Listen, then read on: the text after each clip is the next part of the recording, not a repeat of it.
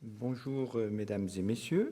Après les travaux de ce matin consacrés au Brexit, cette deuxième partie de notre conférence portera sur la protection des consommateurs et le contrôle des pratiques commerciales. En introduction à nos travaux, mon propos comportera deux parties. La première partie sera consacrée à un examen rapide du programme des travaux de cet après-midi. Et puis, dans une deuxième partie, j'évoquerai trois questions d'actualité sur les pratiques commerciales en assurance. Alors, les travaux de cet après-midi, je vais évoquer rapidement chacun des quatre thèmes qui ont été retenus. Le premier porte sur le questionnaire des pratiques commerciales. À partir des données de 2017 sur les secteurs de la banque et de l'assurance, nous tirerons certains enseignements de l'exploitation des réponses au questionnaire annuel sur les pratiques commerciales. Un focus particulier sera réalisé sur les réclamations reçues et traitées par les établissements. Ces réclamations sont un outil précieux car il permet d'évaluer la qualité des pratiques commerciales et d'identifier les produits ou activités qui soulèvent le plus de questions.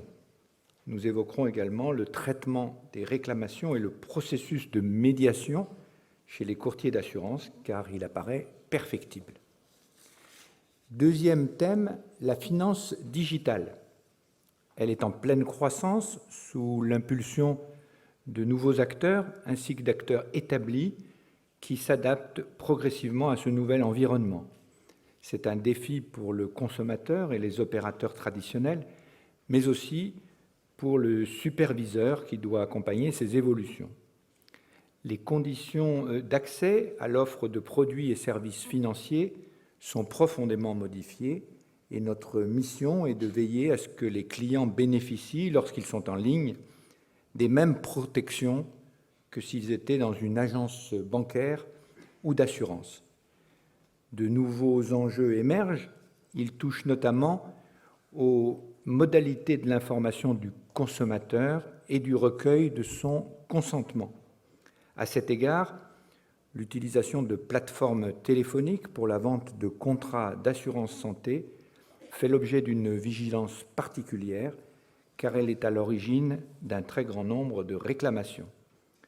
Nous traiterons également des parcours digitaux.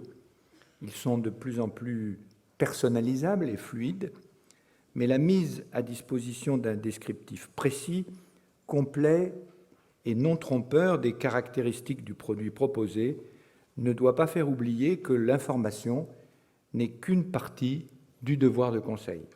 C'est un point d'attention essentiel sur lequel nous mettrons l'accent. Troisième thème, l'adaptation des pratiques commerciales aux personnes vulnérables. C'est un enjeu sociétal majeur qui prend de plus en plus d'importance avec le vieillissement de la population. En effet, les dispositifs actuellement prévus par les textes concernent essentiellement les personnes dont la vulnérabilité est légalement déclarée. Or, la population qui doit faire l'objet d'une approche adaptée est beaucoup plus large. Il s'agit des personnes vieillissantes situées dans la zone grise du déclin cognitif progressif.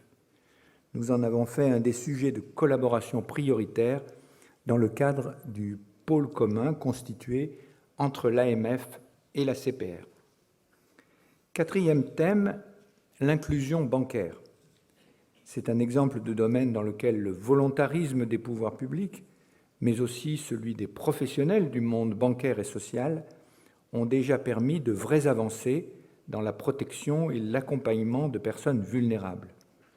Les établissements, notamment sous l'impulsion de l'Observatoire de l'inclusion bancaire, ont développé de bonnes pratiques qu'il convient de valoriser, de faire connaître et de développer. La détection des situations de fragilité est de plus en plus efficace et l'un des enjeux pour demain est de parvenir à une diffusion plus large de l'offre spécifique afin de contribuer à réduire le poids des frais bancaires sur ces populations fragilisées. J'en viens maintenant à ma deuxième partie qui concerne donc trois questions d'actualité sur les pratiques commerciales en assurance. Elles illustrent toutes les trois la place essentielle que les assureurs et leurs distributeurs doivent accorder dans leur stratégie d'entreprise à leur politique commerciale. Ils doivent en permanence s'interroger sur leurs pratiques, les améliorer lorsque c'est nécessaire et vérifier que leurs clients bénéficient effectivement du conseil auquel ils ont droit. Je traiterai successivement de l'entrée en vigueur de la DDA, la Directive de Distribution Assurance, de la LPS en assurance construction et de la vente des contrats d'assurance vie en unité de compte. Première question, la Directive Distribution Assurance. Elle est entrée en vigueur le 1er octobre dernier et concerne non seulement les agents généraux et les courtiers, mais aussi les réseaux salariés, la vente directe, les comparateurs ou encore les vendeurs d'assurance à titre accessoire. Le marché s'est bien préparé aux nombreuses novations de ce nouveau cadre réglementaire qui renforce la protection du consommateur. Mais il faut maintenant mettre en œuvre ces différentes dispositions. Certaines d'entre elles peuvent donner lieu à des difficultés d'application. Nous en sommes conscients et nous nous efforcerons d'apporter aux établissements, lorsque nous aurons le recul nécessaire, les réponses aux questions qu'ils pourraient encore se poser. Pour ne prendre qu'un exemple des difficultés rencontrées, je mentionnerai la gouvernance produit. C'est un concept très nouveau pour les professionnels dont la portée n'a pas toujours été bien comprise. C'est pourquoi j'ai souhaité que l'autorité précise ses attentes et les communique au marché. Nous avons ainsi considéré que l'ACPR ne devait pas interférer avec des choix qui relèvent de la seule responsabilité des entreprises. Il en va ainsi de la définition de leur politique produit. C'est aux assureurs, et le cas échéant aux courtiers lorsqu'ils sont co-concepteurs, qu'il appartient de définir le niveau de segmentation de la clientèle à laquelle ils s'adressent et de concevoir des produits adaptés.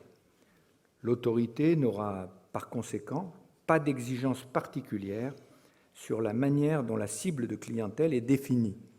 Elle sera par contre très attentive à ce que la stratégie de distribution retenue soit explicitée.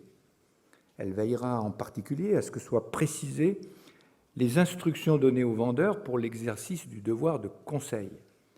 Le devoir de conseil est en effet la pierre angulaire de l'ensemble de la politique de distribution et son rôle central doit être souligné car il doit prévaloir sur toute autre considération lorsque le vendeur propose un produit à son client. Deuxième question, la LPS en assurance construction.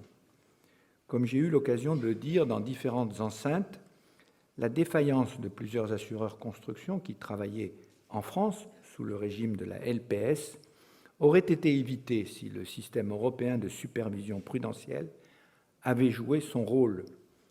Les dysfonctionnements ont été identifiés et EIOPA, qui en a fait une priorité, est en train de les corriger.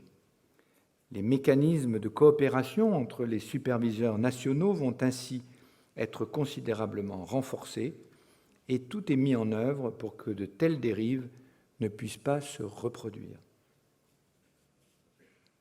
Mais il faut aussi, pour tirer tous les enseignements de cette crise, nous interroger sur la responsabilité de certains courtiers grossistes qui ont privilégié un développement rapide et facile de leur activité au détriment d'une approche professionnelle et rigoureuse de leur métier. Rappelons en effet qu'il appartient aux courtiers de choisir des partenaires preneurs de risques dont le professionnalisme et la solidité financière sont reconnus. Cela fait aussi partie du devoir de conseil. Dans ce contexte qui affecte et affectera pour plusieurs années encore de nombreux assurés français, il est essentiel que les courtiers accompagnent leurs clients sinistrés et fassent la liaison avec les liquidateurs étrangers concernés. L'ACPR s'est également organisée pour informer et orienter dans leur démarche le public et les courtiers de proximité qui en auraient besoin. Troisième question, le développement des produits en unité de compte. Dans un environnement de taux durablement très bas, les assureurs vie ont, dans leur grande majorité, mis l'accent sur le développement de leurs produits en unité de compte. Du point de vue de leur équilibre économique et financier, c'est une réorientation de leur activité qui est parfaitement justifiée. Elle peut aussi se comprendre lorsqu'il s'agit de satisfaire la demande explicite de clients qui sont prêts à accepter plus de risques avec l'espoir d'un rendement supérieur à celui proposé par les produits en euros. Ce mouvement de réorientation des politiques commerciales a toutefois pris une telle ampleur qu'il est nécessaire de faire preuve de la plus extrême vigilance. Passer d'un produit euro à un produit en unité de compte n'est pas anodin. Cela s'analyse comme un transfert de risque de l'assureur vers l'assuré. Il est donc essentiel que le client en soit informé et qu'il soit parfaitement conscient de l'absence de garantie sur le capital qu'il a investi. Une fois de plus, la seule parade absolue contre le risque de mauvaise vente, c'est le devoir de conseil du vendeur. Il doit écouter les attentes de son client, lui proposer un produit adapté à son besoin et vérifier qu'il a bien compris la portée des informations fournies. Les précautions que j'évoque peuvent paraître superflues lorsque nous sommes entre professionnels, mais elles sont très importantes dans le face-à-face avec le client. Cela est d'autant plus vrai que la bonne tenue des marchés financiers a contribué au succès des offres en unité de compte et que c'est précisément quand tous les indicateurs sont orientés à la hausse qu'il faut froidement analyser les risques pris. Il est à noter enfin que cette exigence d'un devoir de conseil renforcé pour la vente des unités de compte s'impose plus encore, pour faire le lien avec l'un des thèmes de cet après-midi, lorsque l'on s'adresse à une clientèle vulnérable. Place maintenant aux présentations et aux échanges avec vous. Je vous souhaite une très bonne réunion et laisse la parole à Nathalie Beaudemoulin. Nathalie, elle est, depuis l'été dernier, responsable de la CPR, de la direction du contrôle des pratiques commerciales. Elle animera avec son équipe les sessions de travail de cet après-midi. Merci de votre attention.